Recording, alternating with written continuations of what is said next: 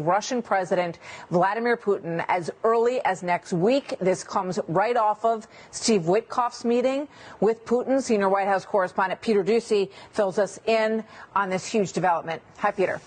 And Martha, I see the Chiron, we're citing a report. We can confirm that report. I was just in the West Wing, and I'm told that this is what happened. Earlier today in Moscow, Steve Witkoff was told by Vladimir Putin that Putin wants to meet at some point with Trump. Witkoff then relayed that message to the president, who is open to it, the possibility of a meeting as soon as next week, if the result of that meeting will be an end to the war in Ukraine.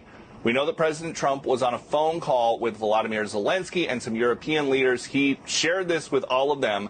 We don't know exactly where in the world it would be. It could be anywhere. Could be at the White House. Could be in a neutral country like Qatar or Switzerland or something, the people that normally host things like this.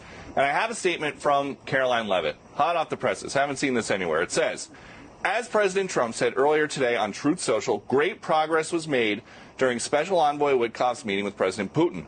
The Russians expressed their desire to meet with President Trump, and the president is open to meeting with both President Putin and President Zelensky. President Trump wants this brutal war to end. And so the emphasis there is on the Russians making this request, but President Trump obviously being open enough to it that there could be a global summit between Putin, Trump, and Zelensky as soon as next week.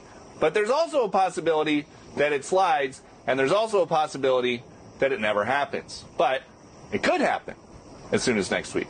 Martha.